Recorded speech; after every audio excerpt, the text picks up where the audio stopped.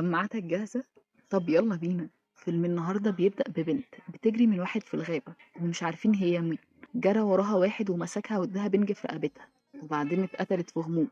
بعدين بنروح لجريس، هي بطلتنا النهاردة. بنت جميلة جدا، حلم حياتها ان هي تكون موديل أزياء، وبتكون في جلسة تصوير خاصة بيها. والمصور بيقول لها طبعا في قاعدة واحدة بس كلنا عارفينها عشان تتشهري، ايوه لازم تقلعي. فبيطلب منها تبين جسمها اكتر فبتوافق، وبعدين بيقولها لا لا لا، لسه مش كفايه، خليكي براحتك اكتر في الصور. فبترفض وبتسيبه وبتمشي رغم انها كانت هتاخد مبلغ كويس جدا. وبعدين بتقابل حبيبها مات، فبتكلمه عن حلمها وشغفها وان نفسها تكون موديل مشهوره جدا. فبيقول لها تبعد عن المجال ده، وان هي فنانه ورسامه، وانها لو ركزت في الرسم ده افضل ليها بكتير. فبترفض. فبيقول لها ان هو بيحبها ومعجب بيها، ووضح لها كده اكتر من مره، لكنها مش بتكون مستعدة وعايزة تركز في حلمها بس. وبعدين بتروح لمامتها اللي بيكون رأيها زي رأي مات حبيبها، بتقول لها تشوف مستقبلها وتقدم في كلية الفنون لأنها شاطرة جدا. فمش بتسمع كلامها نهائي وبتتخانق منهم وبتدخل أوضتها. فبتلاقي إعلان عن مصور مشهور اسمه هانتر، طالب تعيين موديل براتب كويس جدا في ميامي، وبيكون في سكن كمان للموديل. بس إن دي فرصتها المستحيل إن هي تضيعها، لأن كل المواصفات المطلوبة موجودة فيها، وهي الشخص المثالي للوظيفة دي. قدمت وملت بياناتها، وتاني يوم صحت من النوم على رقم غريب بيتصل. طلع المصور هانتر بنفسه هو اللي متصل بيه، وقال لها إن هي مناسبة جدا للوظيفة، وأعجب جدا بصورها، وطلب منها إنها تسافر له ميامي عشان يبدأوا أول جلسة تصوير ليها.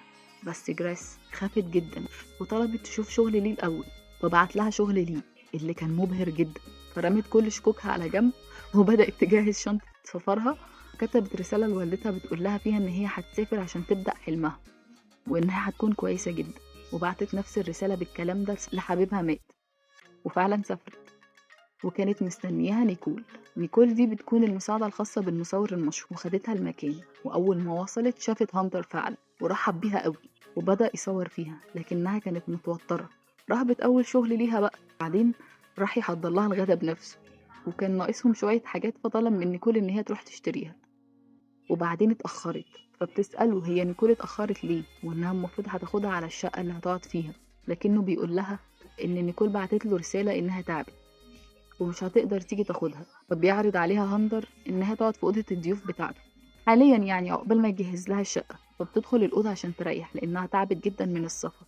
وبعدين بتفتكر إن هي نسيت شنطتها بره، فبتطلع عشان تجيبها. فبتلاقي إن الباب مقفول من بره، وبتحاول تفتحه مش بيتفتح، وكذلك الشباك. ففضلت تهبد وتزعق، وهانتر شايفها من بره ولا يبالي. وبتلاقي موبايل، فبتحاول تتصل بالشرطة لكنه بيتصل على هانتر بس، وبيرد عليها ببرود.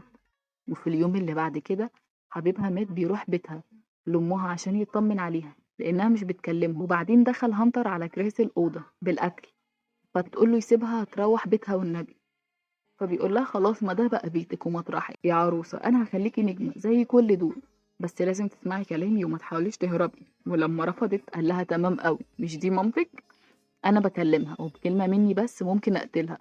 وقال لها تديله كلمة السر لحساباتها على السوشيال ميديا. قالت له ما تحلمش. قال لها تمام، اترحمي على الحاج. قالت له خلاص منك لله. الباسورد 0375000. وبعدين بتبدأ الشغل على طول. حط لها اللبس وبيقول لها تعمل ايه، وبتطلع اول لايف ليها. بتعرض الهدوم وهي في اللايف، وحاولت تصوت وتستغيث لكن هو كان عامل حسابه وقال لها احنا مش هنبطل شغل الاطفال ده ونشوف شغلنا ولا ايه.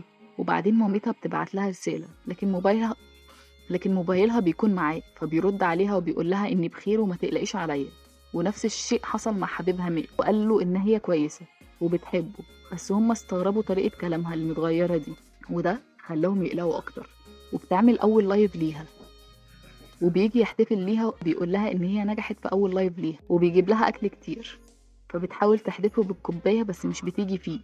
فبيوريها صورة البنت اللي اتعرضت في اول الفيلم، اللي هي اتخطفت واتقتلت عشان كانت بتحاول تهرب زيها، وإن ده هيكون مصيرها لو فكرت تحاول تقتله تاني. ونيكول كانت غيرانة من جريس وبتعاملها وحش، بتقول لها إن ده حبيبها.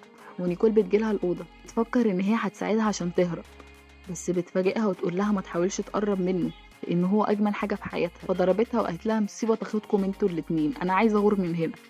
وبتحاول تهرب فبتمنعها، وبيجي هانتر وبيمنعها، وبيقول لنيكول مالكيش دعوة بيها. فجريس قالت تكسبه بقى لصفها، وطلبت منه إن هي عايزة تطلع تجيب حاجات لنفسها ناقصاها هتساعدها في الشغل وفي اللايفات.